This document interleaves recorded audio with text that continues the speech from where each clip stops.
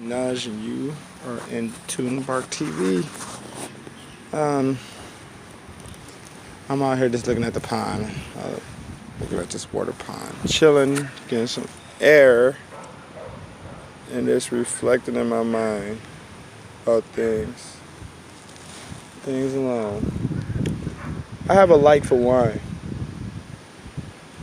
I do. I feel like wine is like it's a very interesting thing. It's, to me, when I have it, it makes my mind feel like I can develop certain words and say it like I wanted to say it more so and filter it. I'm not a negative person, so negative things don't flow out my mouth. Normally it'd be a lot of good things or positive things from what I understand, from what others tell me, for those people who I trust.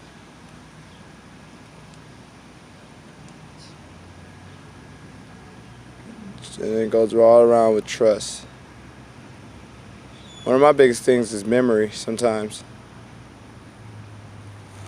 I'll be like, I can remember some shit, and I don't remember it. A lot of things that I remember, it seems as if it's just like a fainted thought. Like, I have memories with no emotion attached to them. Some people have memories and they be so like emotional. That's like a great memory I had. And but the memories I have are here, like they're here and there, here and there. They don't really like this. I try to focus on being in the now, the present, which is a gift to have, to wake up, to see, to understand. I'm still trying to understand.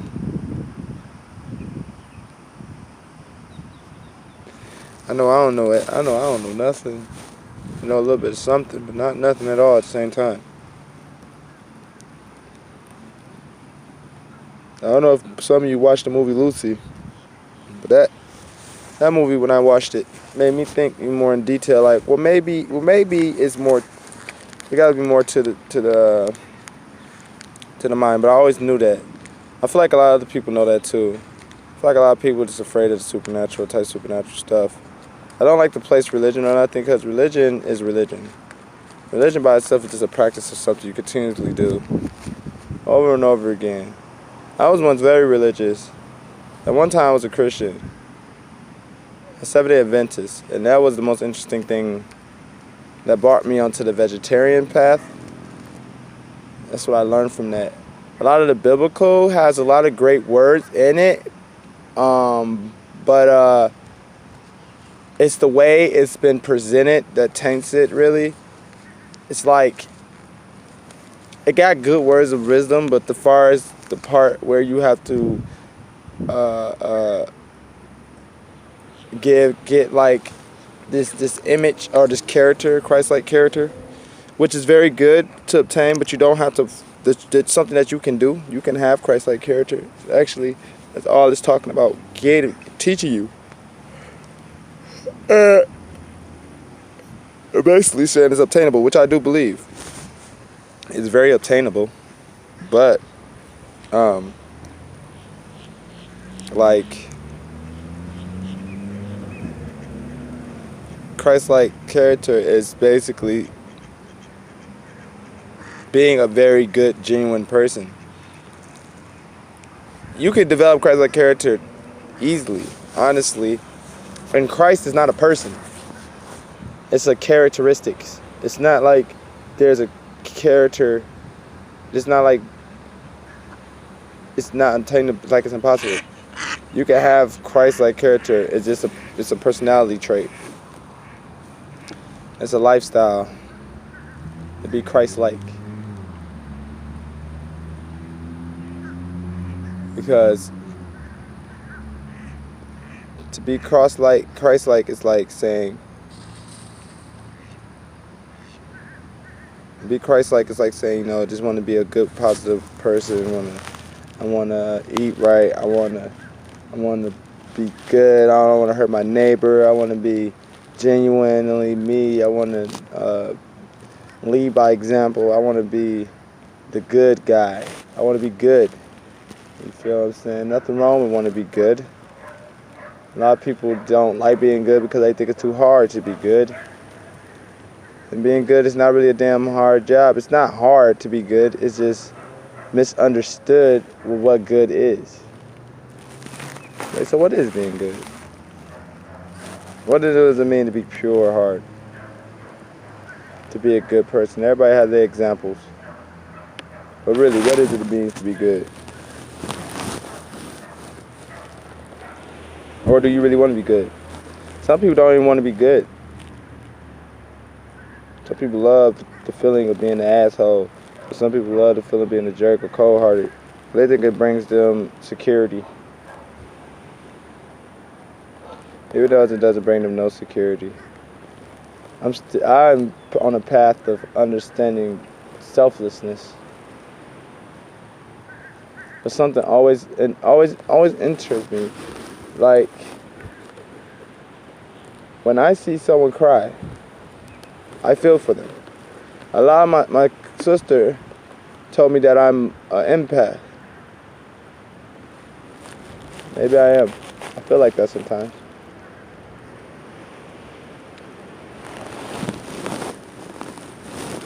I do take, I always see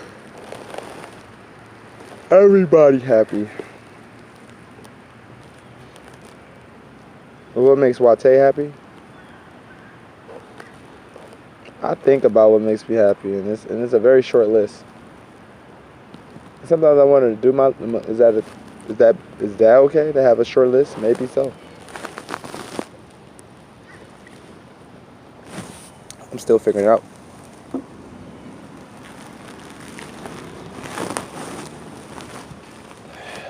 Flashy clothes. Ain't nothing wrong. There's people that like flashy stuff. But I feel like if you don't, and I say it a lot, like, you really got to spend just as much attention on your inside self than you do on your outsides.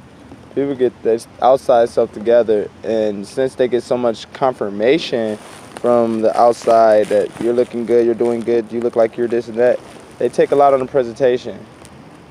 But you could have a presentation of some nice ass food, right? And that shit could taste horrible. I could display a nice ass salmon with some vegetables, asparagus, seasoned right. It looks seasoned right and everything. That bitch cannot be cooked all the way on the inside. And you taste it, now you know it's fucked up. Things are not always how it seems. I think the most flashiest person got the most problems in the inside. And sometimes the people that got the most, that don't look as so great on the outside, have a deeper inside understanding of life.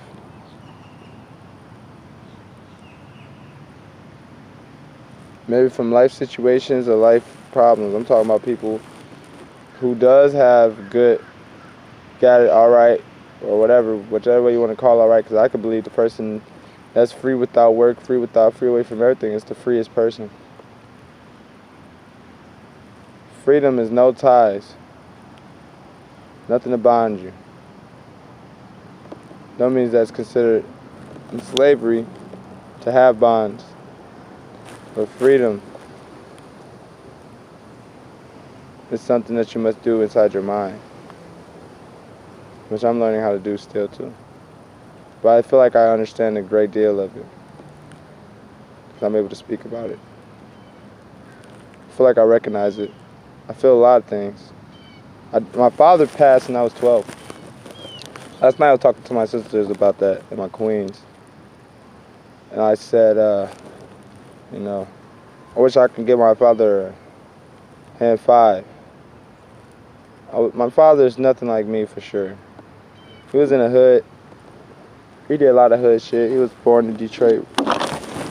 You know, he did a lot of hood things, what you would call ratchet things. He done that, kicked in doors, went back and forth to prison. You know, to sum up, not be a good dad role model. To some extent, I understand why he did it and what he was going through. Now, when I was young, I didn't understand because my mother told me. The one thing my mom always told me is that he did care for us and love us. And I can understand that. And I also can understand why he's not here and why what I would call the Most High took him away for a good reason. So for my development, because I'm an empath, I would have just tried to just take in everything he did, try to figure out why he's like that, and try to impress.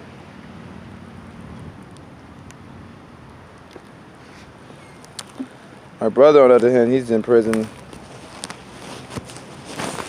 These are my birth family. I call it my birth family because, you know, my definition of family is not just who you was born with, you know, just you got your practice family. Teaches you how to talk to people. Those born with groups of family, they do come off with good communication skill. Some who are born without with brothers, sisters, sometimes lack communication skills and experience with people. But the pros is they know what they want because they spend a lot of time by themselves. So they got that part down, but they lack the community part. And those who got lots of community card lack the bond by themselves part. Figure it out themselves. They never had enough time. I'm always feeling like I'm in a spiritual deep. I even one day want everyone to be able to understand, like, if you got yourself a dynasty or group, I think it's best that you keep your dynasty and learn as much as you can. I feel like you also should have unlimited patience for the ones you claim to love. Some people think that you should have a cap. I, Wate 13th Day, believe that there should be an unlimited patience for the ones you love. And I ain't just saying just for me for others too.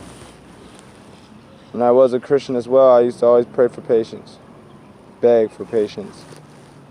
That's what prayer means, to beg for patience. A lot of the words, the definition I get it from is from etymology.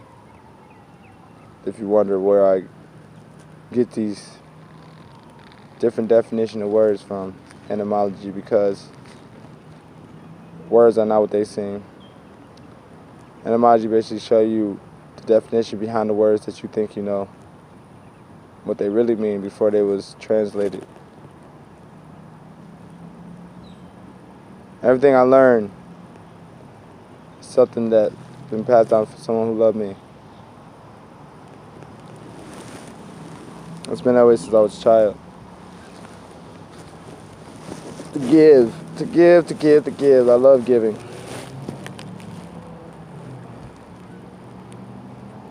But I'm missing something. I'm always feeling like I'm missing something emotionally.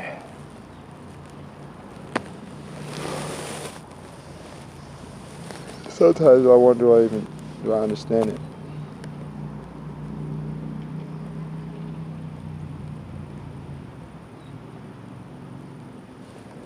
I love it when people get to say what's on their mind sometimes too.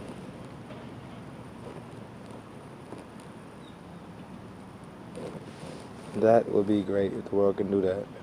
Say what's on their mind and just deliver it. It's all about delivery. If you say it in a way that is kind and have a solution maybe, and have 2-3 solutions, but deliver it in a way that everyone can agree with, or that you and the other person that talked about it can agree with. That'd be king. But that's all I wanted to share today with y'all. Thank you for tuning in to Bark. You can like or subscribe if you like. 13 Love, 13 Knowledge, 13 Wisdom.